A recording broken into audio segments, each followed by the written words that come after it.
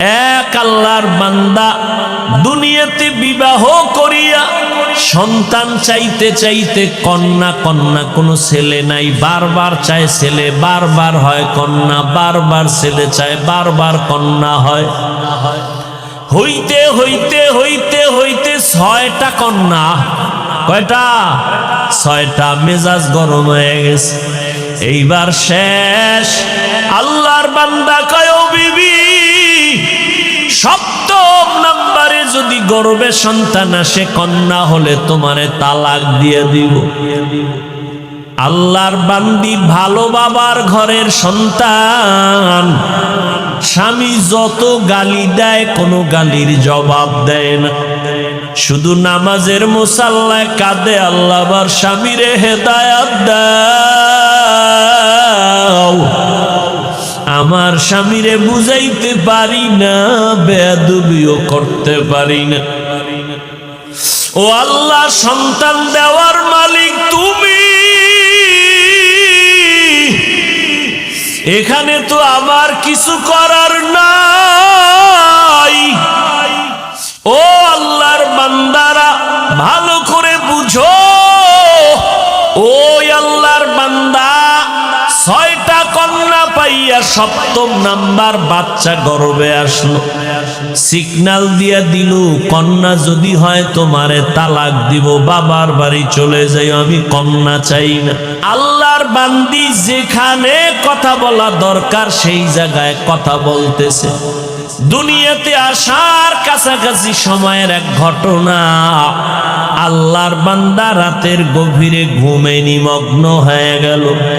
স্ত্রী ঘুম থেকে উঠা গর্ভে বাচ্চা, জায়নামাজ একটা নিয়া ঘরের এক নির্জন জায়গায় গিয়া চুপচাপ নামাজে দাঁড়ায়া আল্লাহর দরবারে কান্না শুরু করলে, ও দয়ার মালিক, আমার স্বামীকে তুমি হেদায়াতের দৌলত দান করিও। এই বলে আল্লাহর বান্দি দোয়া করে, কান্না করে। এদিকে স্বামী বেচারা ঘুমের বিভোরে স্বপ্ন দেখতেছে, কিয়ামতের মাঠ কায়েম হয়ে গেছে। আল্লাহর বান্দা ঘুমের মধ্যে দেখতেছে কিয়ামতের ময়দান কায়েম, মানুষগুলো উলঙ্গ ছোটাছুটি করে, চিল্লা চিল্লির আওয়াজ, একদিকে জাহান্নামের আগুনের গরম, অপরদিকে সূর্যের গরম, মানুষগুলো পাগলের মতো দৌড়াদৌড়ি করে। আমার আল্লাহ আদালত কায়েম করে মানুষের আমলনামা দেয়, কেউ ডান হাতে পায়, কেউ বাম হাতে পায়। ডান হাতে পাইয়া হাসতে হাসতে জান্নাতের দিকে যায় নেক আমলওয়ালারা, আর যারা গুনাহগার এদের বাম হাতে আমলনামা দেয়। চিৎকার, জাহান্নামের হ্যান্ডকাপ এদের হাতে লাগাইয়া জাহান্নামে নিয়ে যায়। এই বান্দা লাইনে দাঁড়ানো দেখতেছে, সিরিয়ালে তার নামটাও চলে আসতেছে। কাছাকাছি আসার পর আমার মাওলার কুদরতের আওয়াজ, আল্লাহ বলে, রে ফেরেশতা, এই নাফরমানের হাতে জাহান্নামের শিকল লাগাও, শিকল লাগাইয়া জাহান্নামের দিকে নিয়ে যাও। এই বান্দা দুনিয়াতে কোনো আমল করে নাই, জাহান্নামে নিয়ে যাও। আল্লাহর বান্দা ঘুমের মধ্যে স্বপ্ন দেখতেছেন, যখন তারে ধইরা জাহান্নামের দিকে নিতেছে, আল্লাহর বান্দা হাউ মাউ করে কান্না করে। জাহান্নামের গরম বড় কঠিন, জাহান্নামের গরম হাওয়াটা বহু দূর থেকে শরীরে লাগা মাত্র চামড়াগুলো খসে খসে পড়ে যাবে।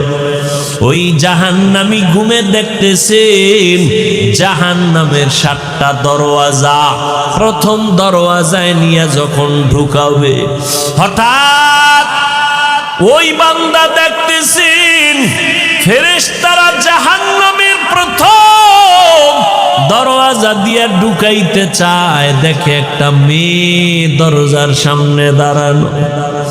মেয়েটা হাত দিয়ে কয়, খবরদার, আমার বাবারে কই ঢুকা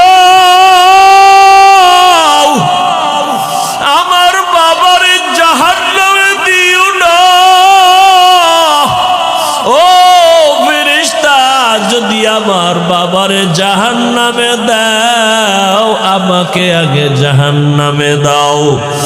আমার বাবা এত কষ্ট করেছে, আমাকে লালন পালন করতে গিয়া কত কষ্ট বাবাই করেছেন। আমার বাবারে আমার জাহান্নামে আমি ঢুকতে দিব না। ফেরেশতারা নিরুপায় হইয়া এই হাতে ধইরা তারে দ্বিতীয় জাহান্নামের দরজায় নিয়ে গেল। ওখানে নিয়ে যখন হাজির আমার মাওলার কুদরত, ওখানে নেওয়ার পরে দেখি দ্বিতীয় কন্যাটা হাজির। ওই কন্যা হাত দিয়ে বলে, ফেরেশতা খবরদার, আমার বাবাকে জাহান্নামে জ্বলতে দিব না। আমার বাবার এত কষ্ট, আমার বাবার এত ত্যাগ, আমার বাবার ঋণ আদায় করতে পারবো না। ও যুবকেরা, তোমার বাবার হক কি আদায় করেছো? ওই মা বাবারে কেমনে ভুলিয়া কোথায় যাও? মা বাবার হক আদায় না করিয়া কবরের দরওয়াজায় যাইও না রে বাবা। এখনো সময় আছে, তওবা করিয়া নাও। আল্লাহর বান্দা বলে, আমি স্বপ্নে দেখতেছি দ্বিতীয় দরজায় আমার কন্যা আমাকে ফিরাইয়া দিল। জাহান্নামের ফেরেশতারা ধরিয়া আমাকে তৃতীয় দরজায় নিয়ে গেল। ওখানে যাওয়ার পরে দেখি আমার তৃতীয় কন্যা হাজির। আমার কন্যা আমাকে বারবার বলে, খবরদার, আমার বাবাকে জাহান্নামের ভেতরে ঢুকতে দিব না। আমার বাবা কত দিন নাই, রাত নাই, খানা নাই, ঘুম নাই, কত কষ্ট করে আমাদের লালন পালন করেছে। ওই বাবা জাহান্নামের আগুনে জ্বলবে, আমি মেয়ে হইয়া তা সহ্য করতে পারবো না রে ফেরেশতা।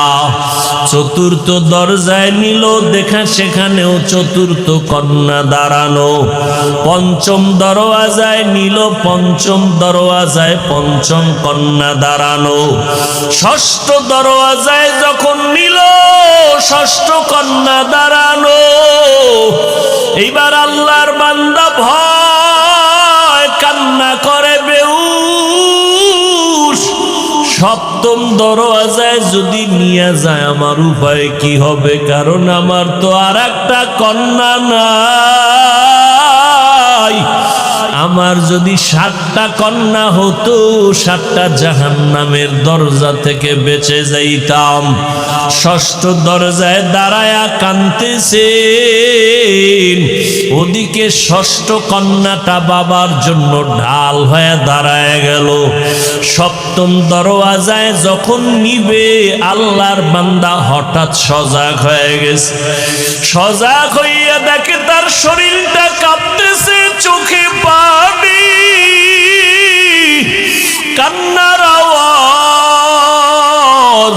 পাগলের মতো খুঁজতেছে আমার স্ত্রী কই। বামে ডানে তাকায় দেখি স্ত্রী বিছানায় নাই। অন্তরে ভয় আর কান্না করে, আমার আর একটা কন্যা হলে আমি জাহান্নাম থেকে মুক্তি পাইয়া যাব।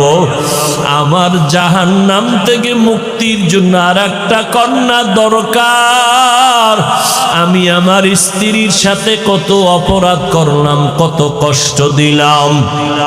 আমার স্ত্রীর থেকে তাড়াতাড়ি কষ্ট ক্ষমা চাওয়া দরকার। আল্লাহর বান্দা কান্না করে আর তালাশ করে, কই স্ত্রী কই। খুঁজে খুঁজে দেখি স্ত্রী এক রুমের ভিতরে যায় নামাজে, সিজদায় কান্নার আওয়াজ। আল্লাহর বান্দি সিজদায় পড়ে কাঁদে আর বলে, মালিক, আমার স্বামীকে তুমি হেদায়াতের দৌলত দাও, আমার স্বামী আমাকে অর্ডার দিছে, কন্যা যদি হয়, সপ্তম কন্যা হলে আমাকে তালাক দেওয়ার সিদ্ধান্ত নিয়েছে। হঠাৎ পিছন থেকে আওয়াজ, কান্না শুনা আল্লাহর বান্দা স্ত্রীর হাত জড়ায় কাঁদে আর বলে, বিবি আমারে মাফ করিয়া দাও, আমি বড় অপরাধী, আমার কন্যা বড় নিয়ামত, আমার কন্যা বড় আমার জন্য বড় ঢাল, আমি না বুঝিয়া তোমাকে অনেক কষ্ট দিয়েছি, বাজে কথা বলেছি, আমাকে মাফ করে দাও। আল্লাহ যদি কন্যা দেয় আমি তওবা করলাম, আর রাগ করব না। এই স্বপ্ন দেখলাম, আমার জাহান্নাম থেকে আমার কন্যারা ঢাল হয়ে ফিরাবার চেষ্টা করলো। ও দুনিয়ার মানুষ, আমার মায়ার নবী মক্কা নগরীতে আসিয়া কন্যাদের ইজ্জত আল্লাহর মাধ্যমে আল্লাহ বাড়ায় দিলেন।